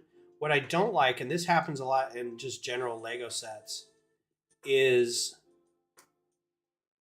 when they build little like additional things that aren't part of the scenery as like little chunks of play area stuff. It's hard to describe. The best way I can describe it is like when you get a battle pack and it builds like a little bit of, here's like a weapons rack and then a piece of grass or a hill, or this is like they have a little thing that's like a stand with a camera on it, and then this thing is like the training soccer goal or something, and it's not kind of all incorporated in the set, and they're like just loose things, satellite pieces of the set that just kind of float around. I've never liked that. I realize that's kind of a weird hill to die on, but it's just one of those that I'm like, if you can't attach it with a base plate or something, don't put it on here. I don't understand what you're doing with this. Never liked that. So anyway, should have joked about how H.H. Holmes was a serial killer about 2 blocks from Chicago Fair and how Phantom would have ignored it. Yeah, exactly. Nope, that's out of my purview. Justice must be done for the fair. Fairness must be done for the fair.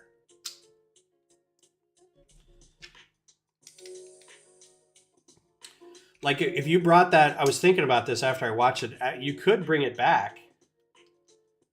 You could bring that character back and have them, it's a society, it's a secret society that still does amusement parks, but it's like nationwide. And they have different people doing it. So all the Six Flags and all the Knott's Berry farms, all the Six Flags, all the small time, it'd be better if they were small time carnivals. Because if you do Six Flags, I feel like there's a larger security presence that needs to be accounted for. But yeah, small time carnivals, all of them, all over the country now have this guy that shows up and he takes care of the crime that's on this, you know. The device Wesley comes with, this was in one of the early, I think it was season 1, and it was when they were near the star that made them all feel drunk. And Wesley was messing around with some of the isolinear chips, and he was able to make it sound like the bridge was giving orders. So it was copying Picard's voice, and it was making him do stuff. And he basically he was in control of the Enterprise. His science project was a very small tractor beam, which then they used the technology for later to repel a giant piece of stellar mass that had been ejected from this exploding star. So that's what this was. This was his handheld tractor beam.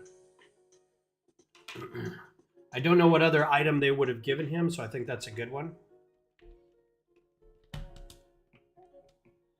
Yeah.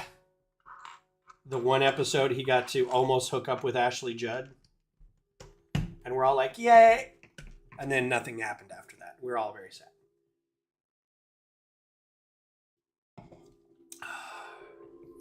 Yeah, that was a weird episode. It wasn't bad, but it was kind of like, it was like Black Mirror before Black Mirror.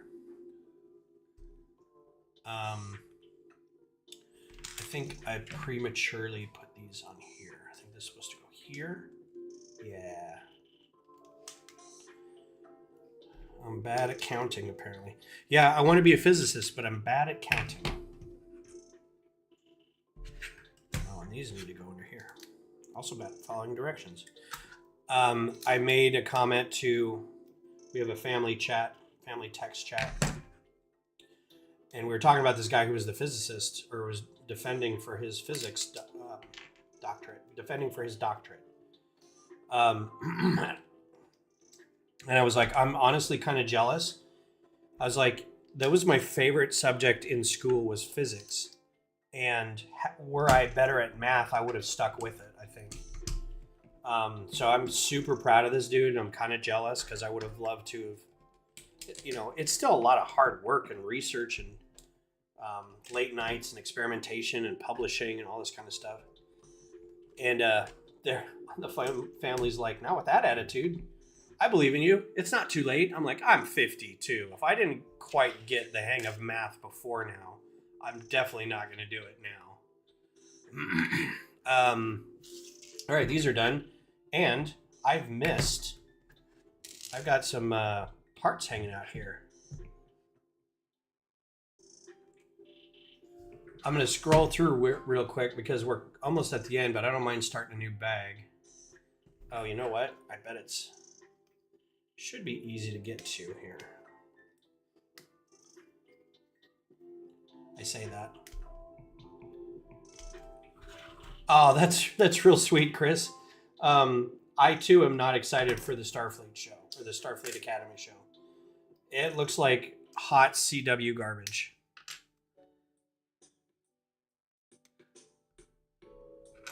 Did I not put a thing under there? I sure didn't. Well, at least I found out where it's supposed to go. I was kind of excited for it. I feel like years and years ago, there's a lot of us talking about they should have a Starfleet Academy show. And I think what kicked it off was having the Wesley Crusher episode of Star Trek where he goes off to Starfleet Academy and kind of falls in with the Tom Paris, but not Tom Paris character that gets their squadron mate killed doing that risky maneuver. And I was like, this is the show we need. We need a Starfleet Academy show with a bunch of like, you know, I'm thinking also of like the aesthetic of the Next Generation, just having a show at Starfleet Academy, not a continuation of Star Trek Discovery, but at Starfleet Academy. That is not what anybody wants. Oh, okay. So 2 times 2, we're just rolling into the new bag. I'll go ahead and start it, but I think I might stop in the middle of it. But thank you, Chris. I appreciate it. This feels like a small bag. Maybe we'll get it done.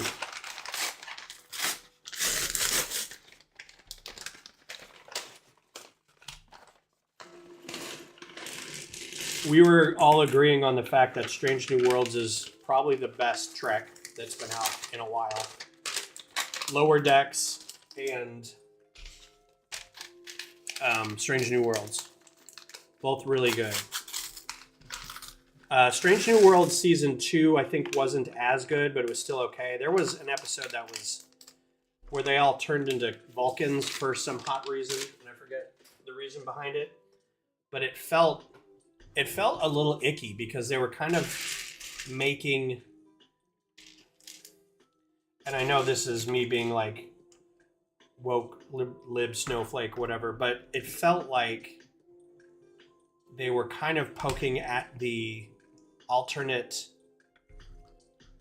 how am I saying this? The neurodivergence of Vulcans in not a fun way. They were just kind of highlighting the fact that they were not human, but in a way that made it seem like if you were this way as a human, it would be bad and debilitating, which I found kind of mean-spirited. Like they didn't highlight the differences as deftly as I would have. Or I would have liked. I can't say I would have done better. I'm not a writer.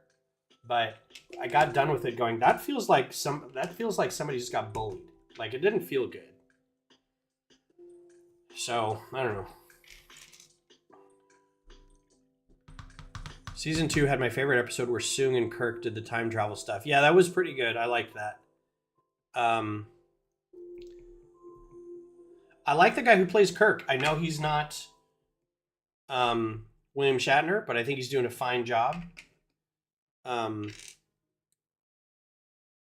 I really like Rebecca Romijn as their number one. Although I feel like there's something I'm missing about her, either as the actor or the character, that is bad. Like, did she do something or something I'm missing? I kind of don't like the fact that they just lampshaded her being a genetically engineered person, and then we're just like, yeah, and you can kind of stay in Starfleet. We're fine with it. It's like, really? You almost had Bashir fired, and he didn't even know he was because he was a kid.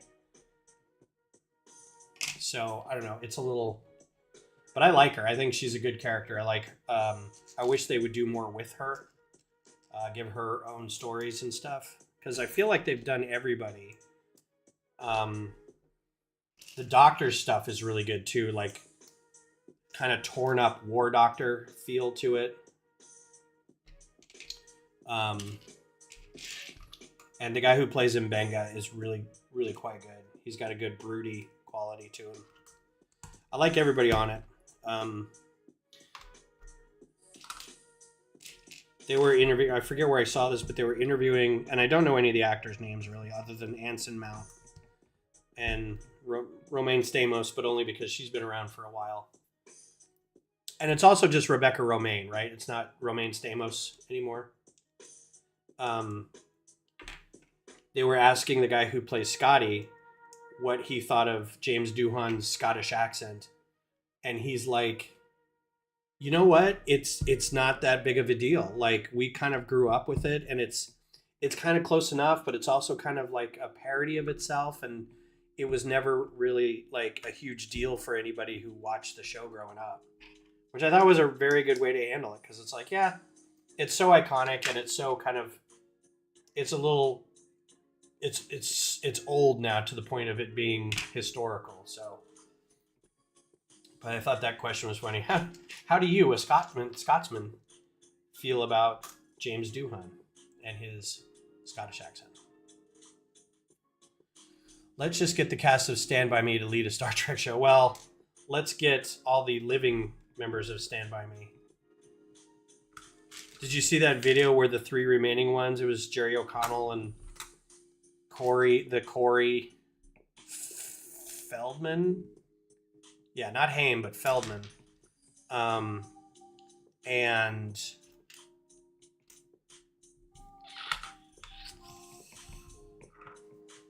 I can't remember. And then Will Wheaton. And they're all sitting together, and Jerry O'Connell goes, "Hey guys, do you want to go see another dead? Do you guys want to go see a dead body?" And Will Wheaton goes, "Another one?" It was pretty cute. I was like, "Hey, it's those guys. I know those guys. It's those guys. They said the thing." Yeah, speaking of Star Trek, I forgot Will Wheaton was in Stand By Me for a hot second. I made the joke, I had to hold Beth back when I was starting to build this set, because Wesley was the first one you build, and she had a huge crush on Wesley. Because she was a little kid when the show came out. She was 7 or 8 when the show came out, but then in reruns, and then the show went on longer, and I'm sure when she was 13 or 14, it was mid 5th or 6th season before he left. And I'm sure he was just, he was nerdy and he was cute, and like, oh, now I know where your pattern comes from. I see. Ooh, 1x5s in red, y'all. That's, I think, newish. We've had black, gray, and medium nougat, and now red. So they're developing their color base.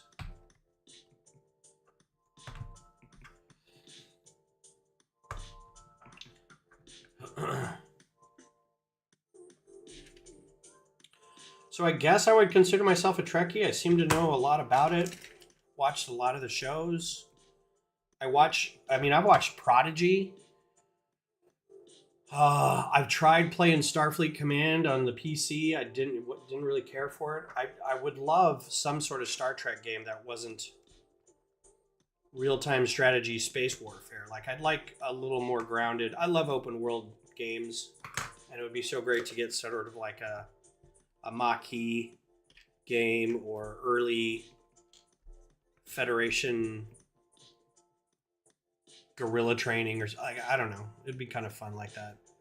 I can't get into the big space battle games. Like I really wanted to with Galaxy at War or whatever the Star Wars one was, but my brain doesn't like doing giant amounts of ships for some reason.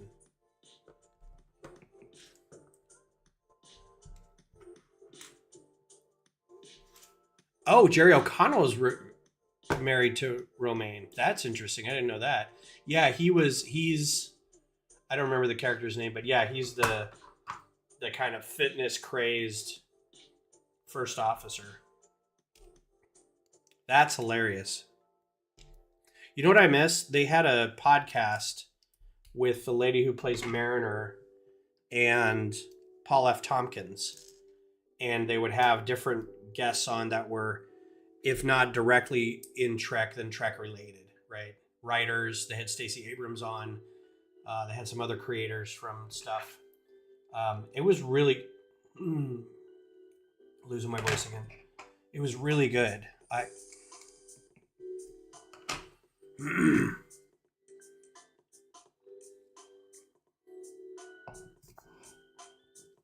Well, the inside is colorful, and they do that knowing that the outside is gray and boring. But it's also sort of, I'm guessing, to differentiate the pieces. But also, if you were to take it apart, you wouldn't have a ton of gray. But also, maybe this could be real world or in-universe reasons why the structure is blue here, light blue here, trans orange there, kind of thing.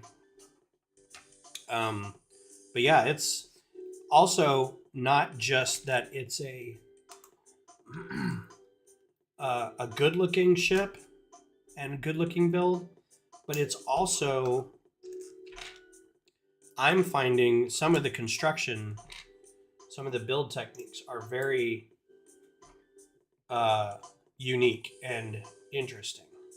So that makes me happy. Being able to see some new ways to build stuff, how they combine some of these new pieces. That's always been, to me, that's worth some of the money. Yeah, the curves keep it really interesting. This could have been a giant wedge, giant gray wedge, like a Star Destroyer or something. But a lot of the delicateness in the curves of the, the nacelle or the hull, the engineering hull around the deflector dish is really, really quite nice. I agree.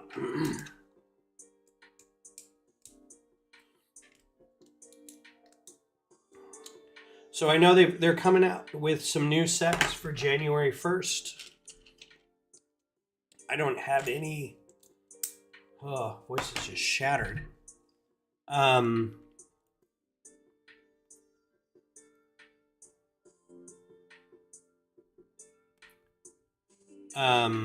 see if I can get to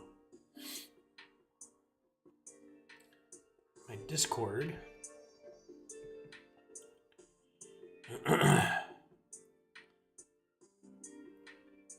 We were talking earlier, and the sticker is still not right. They reprinted it, but they reprinted it wrong. Or they reprinted it different, let's say. It's not wrong necessarily, but it's missing like some of the accents on that the current sticker has. So they fixed it, but they changed it, which feels a little weird. It's like, you guys are a multi-billion-dollar company and you don't have a good graphic design team? Like, did you have to rebuild this from scratch? Did they not save the original file where you could just go in and fix the spelling? Like, a really head scratcher on this. My flabs have been gasted.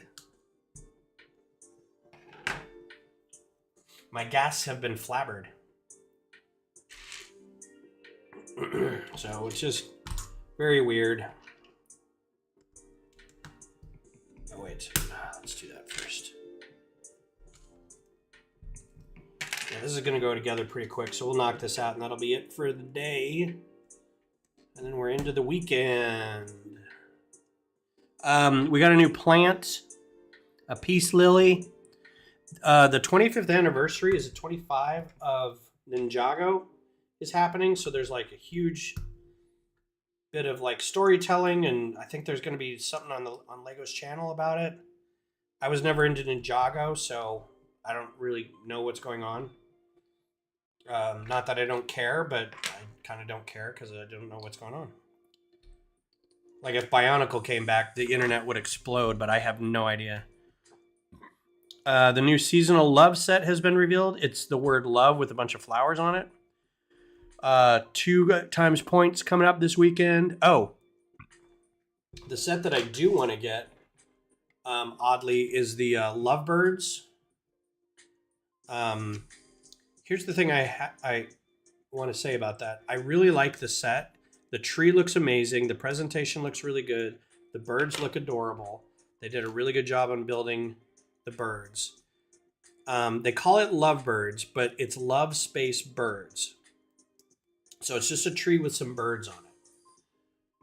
But to me, lovebirds are a specific species of birds called lovebirds.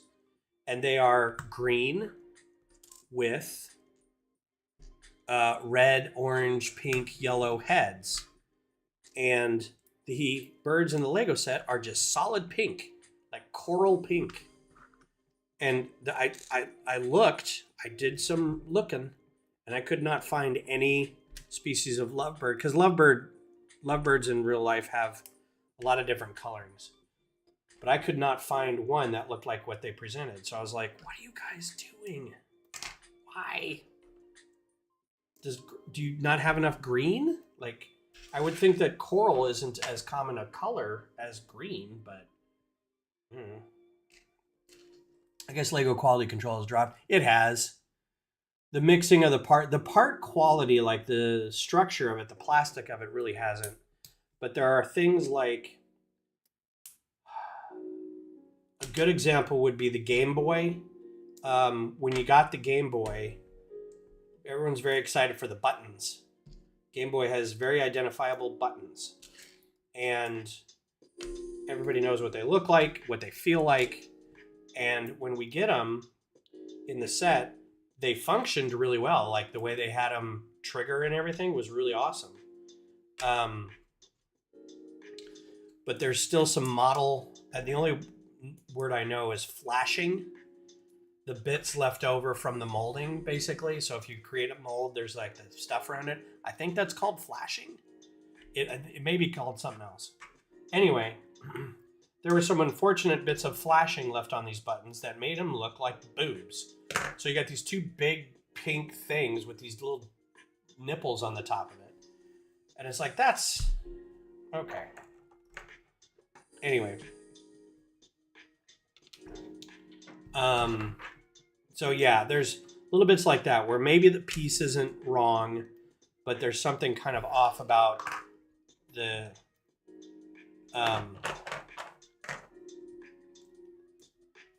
quality of the part itself. The colors are all kind of different. We're looking at some new light grays that don't look the same. I think it was on the Venator they saw it. I haven't seen it yet on this, but the Venator, somebody really saw it. So yeah, I think there's some issues going on with quality. What I really noticed is we just got a box of parts Soundwave months ago, but it was missing a brick in like bag 3-4, and they still haven't sent. Well, I would give them the benefit of the doubt this close to Christmas. Oh, months ago though. I'm waiting for the sticker for this. Another friend was waiting for the stickers for their shuttle. They got it in the box, and the sticker sheet was all bent to crap. So that's a little frustrating. The boxes that we get, not the box for the set, but the big boxes we get for a Brick Rodeo next year, we got, I don't know how many thousands of dollars worth of, I'm going to say like $13,000, $14,000 worth of brick. And it goes towards swag bags. It goes toward the convention mocks that everybody gets, which is designed by yours truly this year. So go out to Brick Rodeo. all the workshops that have parts that go with the workshop. So trees, lighting, function workshops, that all gets ordered kind of at once. And not only were we missing a few boxes, but the boxes we got were destroyed. There was one box that had a hole in the bottom that looked like it had been taped over several times. And inside was a bag that had just kind of exploded, and there were parts everywhere. So we don't know if a lot of those parts just kind of fell out of the bag. There's no way to know. And there's no real way to complain either to Lego, because nobody really takes responsibility for that. They say it's the shipper's issue. It's a shipping issue. It's like, okay, well, that's all fine and good, but it looks like these boxes that you sent them in have been used 27 times. They're mostly tape. I don't even know if they're... Get better boxes then. I don't know what to tell you, Work with a better shipping group than what you got, because this is not... It's so frustrating to try to have to figure that out. All right, so here's some nacelles. These are going to fit on the backs. We're probably just going to make the other half under here. And my guess is there'll be some parts on here that are bars, because they're going to want to sit inside these clips that are the engine pylons back here. So they're going to sit like that. That's going to be rad. That's going to be so rad. So it made Chrissy laugh. Hi, Chrissy. They are. I should post pictures in Discord. It's really frustrating when we get our lug buckets like that, project supports like that. It's just ridiculous. So, all right. Well, you guys have a good weekend. I will be, I think, back on Sunday. Yeah, I'll be back on Sunday, and I'll either be working on this or Beth will be here working on. She's done more of her Disney set, so she's got some Disney going on. She's slowly but surely working on that set. So if I can get her to get out of bed and get some breakfast in her, then we should be able to.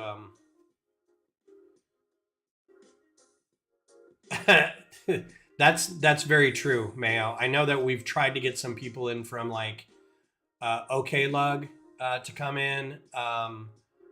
The Louisiana Lug group try to come in from some of them, and some do. We've had people come in from like Bay City Lug and Emerald City, and we had a couple from Steel City Lug. So it's a good, not everybody, but a few people. So yes, for Missy and Bev, I will see you Saturday at Bricks and Brews. Bring whatever you can, and we'll hang out for a day and drink some beers and chat. It'll be fun. So you guys have a good rest of your weekend, and I will see you on Sunday. Take care.